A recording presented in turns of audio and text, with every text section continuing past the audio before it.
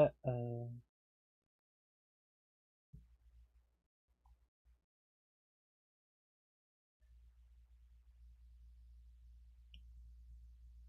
Okay. Hey guys. So I wanted to try something different today. I wanted to see if I could do a little bit of nerd news, like a little podcast style thing. Here we go. It's your friendly neighborhood Kameverse, Jasmine Hana. So today on the news on the gaming side, there's a new two-player couch co-op game. It's very anime focused. It's actually called um Orbitals. It's called Orbitals. It has like this so if you've seen Samurai Champloo, it kind of has that style of sound effects, and the animation is kind of like on that roll. Like every time there's a big thing that happens, a big audio with a big text font, like the old samurai movies had. It's gonna pop out like that. So couch co-op means there's gonna be like one side is where you're playing and the other side is where your friend is playing. That pretty much it's like you're just playing. It's like you're playing like how you used to, where Call of Duty back during the PS2 era, one person will be at the top or one person will be at the bottom, or when you were playing Mario Kart. This is gonna kind of add to that feeling to it, of that old school feel. You don't have to have like two separate consoles to play two player. Bringing back couch co op. Nintendo or whatever studio is making the game Orbitals. This news is coming from IGN.com. Most of these stories are coming from IGN.com, except for I think the last one. Okay, so something I like about this game is the art style is really good. If you go on YouTube, type in Orbitals couch co-op gameplay, it has like that old school Evangelion type animation feel to it. It's 60 frames per second, but the way the animation is like filtered through, it looks like something you could see on a CRT TV, or how you wish a CRT TV would look like back in the day. Looks like something that comes straight from film, or where everything is like the old Japanese animation style, where you would draw everything out and then animate it. Now we just animate it with blocks straight out. We don't even use triangles anymore. We use like polygons now. So the next story is might not be as good as you think. So Nintendo is adding a bigger battery to some of their Switch consoles in Europe.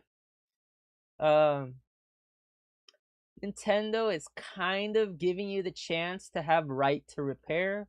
If you don't know what right to repair actually is, it means it's like, okay, you have a broken phone and it's an iPhone or iPhone specifically. You want to get it fixed, but you don't want to send it back to iPhone, to Apple. You kind of have to. You're gonna mess up the warranty. But with this, what Nintendo is trying to do in Europe, their Europe's laws are a lot more consumer friendly. They try to protect the consumer a lot more than they do in the Western United States. Actually, the entire United States. So yeah. So when it comes to this, as of August 2026, when Nintendo Switch 2 consoles are shipped out, you will be able to replace the batteries for the Joy-Cons. That's kind of cool. I feel like it probably doesn't fix like stick drift, stick drift, the thing that has been plaguing Nintendo their entire console generation, or 2 or 3 generations. If you went back and had the GameCube and you still have a GameCube controller from the original GameCube console, you've probably had to repair it more than once or twice, replacing the sticks, the analog sticks. Why? Stick drift. Yes. Also with these new upgrades, the Switch 2 Joy-Cons will be heavier. So it's gonna be a difference of 14 grams. So it doesn't really matter to me. I I'm a stronger person because I lift weights and stuff, so a difference of 14 grams I might not notice unless I'm like arched in a really weird position. Um, or my hands are just really tired from typing all day because I'm a creative writing major. That might make a difference. Um, so yeah, 14-gram difference. So here's the bad part though.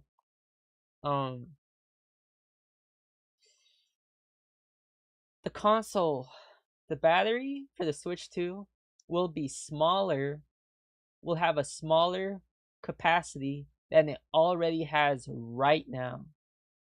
So if you have a current Switch 2, hold on to it for a very long time. Unless it gets an update where the battery is pretty much gone either way. You know, you never know what Nintendo's up to. So yeah, it's gonna be heavier. So the difference from the battery, it's gonna be significant but not crazy. A difference of about 40 milliamp hours. So milliamp hours are how many times the battery will charge will go on a single charge. So I have this is an example. I have a power bank. Usually I don't buy anything under 20,000 milliamp hours for a power bank because it can charge an iPad twice, or it can charge an iPhone or Android 3-4 times, depending on the temperature. If you're using Google Maps in your car and you have it connected to a power bank, you are not gonna get the most out of that power bank because it's really hot. The temperature in the battery just gonna, you might be able to maintain the same battery percentage, but the power bank is not gonna work as good. Just letting you know. So yes, the difference is the original Switch 2 console that we have right now before any updates is 5,220 milliamp hours. And after August 2026,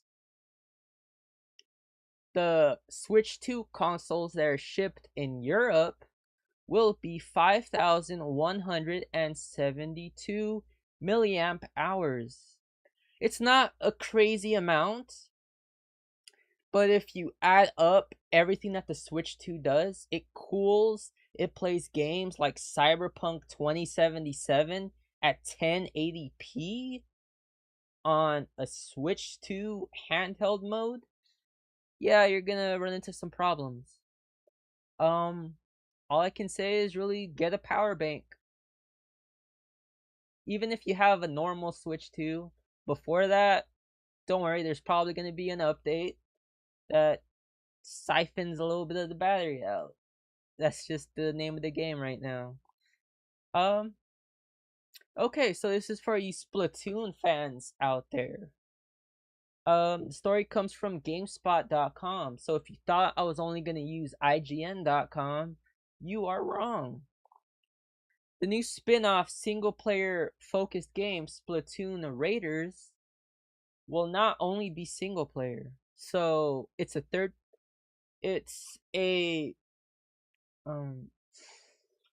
it's known as a spin-off.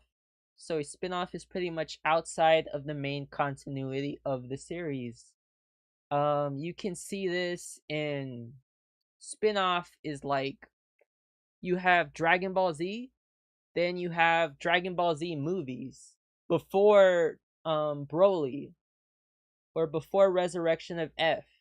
Like the original evil Broly character that was not canon, even though they tried to make it canon by making it a female character in Dragon Ball Super, but that was a completely separate character, even though there was a little nod to it that Vegeta said, Kakarot, be careful, this could be the legendary Super Saiyan. They had a little nod to the original movies that were spin-off. So yeah, so with the spin-off, you're also gonna have multiplayer. But how is it gonna be done for Splatoon Raiders? So there's gonna be something known as the Salmon Run. It's gonna be updated. Salmon Run is gonna be updated so you can play multiplayer. Um, Pretty much. Or you can also play wireless local online play. Also, next thing, if you like amiibos, I don't, because scalpers ruined it for me. Yeah, if you like amiibos, there's 3 new amiibos for Splatoon Raiders. Now, if you're a scalper and you're listening to this, I wish you the worst in getting amiibos. Alright, let's talk about. So here's something that Splatoon or Nintendo could do when it comes to selling amiibos to make sure they don't get scalpers. So something they could do is anyone who wants to buy an amiibo has to have um own their Nintendo Switch for at least 3 to 6 months. And they have to have proof of it. You could check in the data of the Nintendo Switch. They pop up your Switch. They say, "Oh, you've had it for 6 months. Here's your amiibo." That will take away so much of the scalpers. Will they still find a way around it? Probably. Exactly. Or you can make amiibos custom to only people who have Nintendo Online for at least 3 months. That will take away scalpers really quick too, but it'll give Nintendo kind of something over the consumer. I'm not sure if they want to do that. Okay. Next, our next story for like nerd stories type. You like comic books? You like DC and Marvel? Some of the next stories you won't have to choose between DC and Marvel. If you like Superman, there's a Superman animated series right now that's really good. It's kind of funny. It's like very slice of life style. And we have Spider-Man. So Spider-Man and Superman are coming together in a Marvel DC crossover. Something I kind of think about this is like, what's gonna happen with this? Is Superman gonna go to NYC, New York City, and like overpower every villain that is in the Spider-Man continuity? Like, or can we have scenes like Superman being taken over by Venom? Like, we could get a Superman Venom hybrid. Can that actually happen? It might only be one issue, so it might not. Um, can we get like Spider-Man and Superman joking around? Probably. There's gonna be scenes like that. Okay.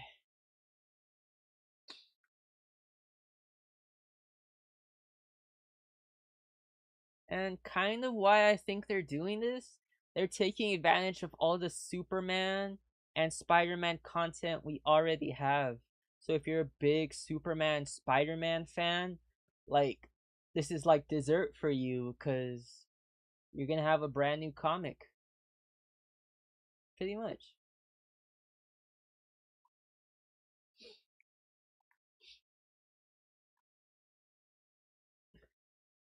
Like what would happen if we had like Superman versus Green Goblin or Superman, yeah, Green Goblin versus Superman. That would be crazy. Um but it feels like an overpowered fight, to be honest, because he can fly, he has super strength, he has all these things. So something they might do in the comic is they would nerf Superman in some way, or the sun in the Marvel universe makes him weaker in some way, or there's something in the air that causes kryptonite and he's like cut off by like 50%. um or he might just be a character that just shows up as Clark Kent, not even as Superman. Um okay, let's talk about pro wrestling. In pro wrestling news, guess what? Sami Zayn became WWE undisputed champion. 25 years of professional wrestling, and he lost the championship in 9 days to the one and only best in the world, CM Punk. He came in with a good physique too. They had a whole big cinematic shot for him and everything. CM Punk won the championship. What does this mean for professional wrestling from WWE? I don't know, cause honestly, I haven't been keeping up with WWE that long anymore. I watched it when I was a kid. I try to watch WrestleMania or SummerSlam, but honestly, it's just boring. Like it's the same characters. Like CM Punk was around 10 years ago. Like there's no new star. We've had Roman Reigns for like 7, 8 years. Seth Rollins for like 7, 8 years. Like yeah. Um Pretty much. I understand that CM Punk, people are saying that he doesn't have the best relationship with other wrestlers. Like Seth Rollins says he really doesn't like CM Punk. Um I was a CM Punk fan. Yes, when he was a heel and he was wrestling against Rey Mysterio and all those promos where he beat up Rey Mysterio in front of Dominic and stuff. I was there. I was watching SmackDown. Um, yeah, I saw those promos, Straight Edge Society, but this is a new CM Punk though. I feel like he might be a little bit watered down compared to the Ring of Honor CM Punk or the AEW CM Punk. Because the AEW CM Punk and the WWE CM Punk are two completely different people. So, yeah, that's how I feel about the CM Punk situation. Now, am I gonna judge another person for what they do outside of what they are on television for? No, I'm not. I'm a fan of the wrestler. I don't have to be a fan of the person. Did CM Punk go on AEW and fight for trans rights? Yes, he did. Did CM Punk yeah, I'm still kind of a CM Punk fan as for the person. Maybe when it comes to TV, he changes a little bit. How I expect so many people to. But right now he seems like some of the few wrestlers that are fighting for the trans community or have fought for the trans community. Yeah. So big props to CM Punk for being an ally. Do I agree with every tiny choice he makes? Do I know what he ate for breakfast 2 days ago? No, I don't. Um, I don't go that deep into wrestling. So when you see those little news channels on Instagram or Facebook say, click this link to see what wrestler hates CM Punk this week. Low key, it's just Ryback or Stevie Richards or some YouTuber. That's just me kind of being honest. Again, my channel is to try and be positive about stuff. So I'm not calling out any of the wrestlers that criticize CM Punk because I've never met CM Punk. Um so yeah. Next. So Kenny Omega won the AEW World Heavyweight Championship. Well, they call it the AEW World Championship, and Adam Page called it the AEW Men's World Championship, which kind of made a nod to women's wrestling for a little while, and then they changed it back to the AEW World Championship. Yeah, I don't really know what's going on with that. But yes. Kenny Omega won the championship. I saw the final moments of the match on AEW, the YouTube channel, and I thought it was good. Um, you know, so Kenny Omega kicked out at 1.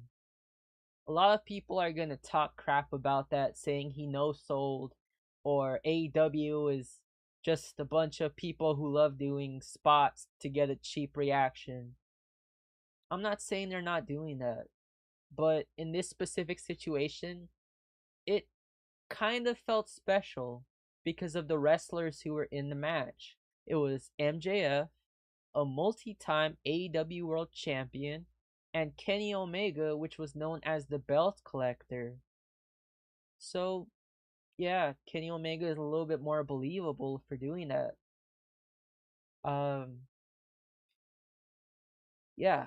So pretty much going back to the CM Punk situation. Usually when he wins a championship, he keeps it for about a year or 6 months, and then he loses it to another wrestler. So in the next year, don't be surprised if Austin Theory or Braun Breaker is the undisputed champion. I think WWE is more likely to go with Braun Breaker because they want to make him into a bigger star. And I think honestly, he's a Steiner. He's a bigger wrestler. He's believable. He played football just like Roman Reigns, but he's younger.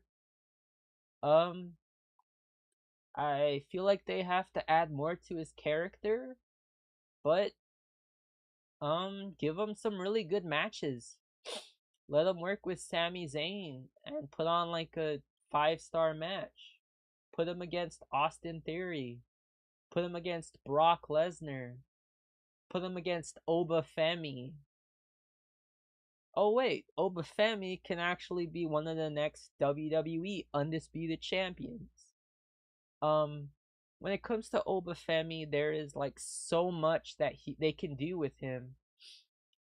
Like, technically, something we could see with Oba Femi is doing the same thing they did with Seth Rollins. Have him win the United States Championship and the WWE Undisputed Championship. I feel that would work pretty good, especially with Oba Femi.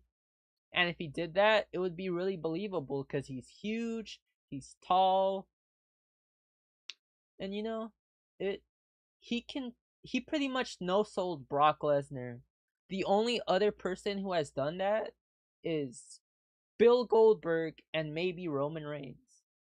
Like, take advantage of Obafemi. You built him up a certain way. Give him a chance to create a legacy. Like, I don't want Obafemi to be a what if. Because Bobby Lashley in WWE, even though he won the championship, he was not the face on the show. He just was not. He was not. Bobby Lashley gets the first segment on WWE. That was not happening when he was WWE champion. Maybe Obafemi can be the first WWE champion after Kofi Kingston, who has really good matches where he looks strong. I think that could really happen, to be honest. So, next story in professional wrestling coming from Japan. So, I saw some news on YouTube. Stardom, which is a Japanese promotion for women's wrestling, women's Japanese wrestling, professional wrestling. It was hard to watch matches because the subtitles were only in Japanese, hiragana, katakana, and kanji. But now Stardom started a separate channel called Stardom Global, where they have English commentary, they have English translation of what the wrestlers are saying. It's starting to give me that New Japan 2018 feel. I feel like they could do a lot with Stardom right now. They could do cross promotional work with AEW. Unless Stardom gets bought by New Japan and New Japan goes to WWE, then all of Japanese wrestling in the major scene outside of Tokyo Joshi Pro Wrestling will go to WWE. Which I don't really like that. I liked it when New Japan was its own company, its own entity. They didn't need to work with other companies to be New Japan. But, after AEW started, they took a lot of stars from New Japan. Like, Bullet Club isn't even around in New Japan anymore.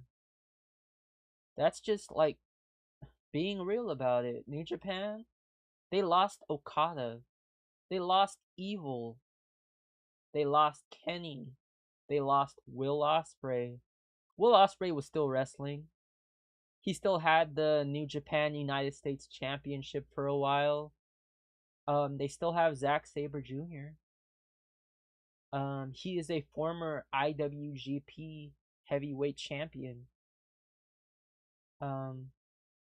Like, they had the Four Musketeers of New Japan back in the day.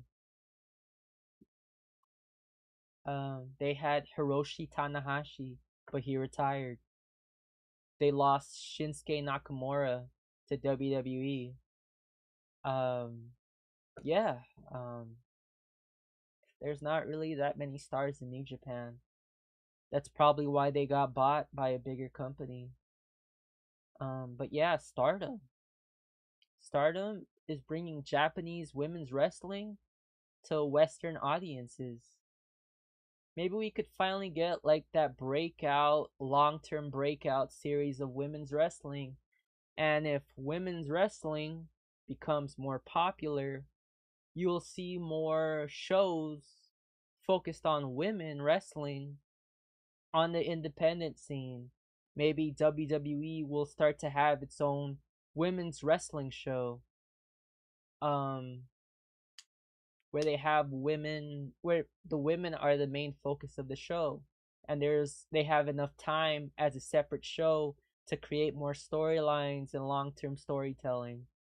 That's wishful thinking. Will it happen? Only if they sell it a very specific way. They have to celebrate the differences. They have to celebrate Japanese women's wrestling as something separate or similar to Western women's wrestling. They have to do something that gets people talking about it, like Lucha Underground. Um, they have to do something. Not just so translating Stardom in English is not enough. You have to build stories, build stars. You have to do stuff like that. A lot of people think that women's wrestling doesn't sell. A lot of independent wrestling companies, they don't have a women's championship. But some of them still show off women's wrestlers by making them tag team champions or making them the world champion. I remember I went to a Pride Style show, and the champion of the entire promotion was a woman, and I took a photo with her, and it was awesome. And the show was in San Diego. Um, yeah, it was really cool. And also, there is a show called Circle Six if you're in the San Diego, California area. I'm not. I'm like 3 hours away.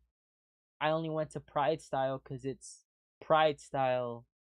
Like a lot of the wrestlers that I met, they went to Pride Style. They were not there when I went. I guess they're going through that period where they're taking a breather. But yeah, um, Pride Style has a lot of new stars.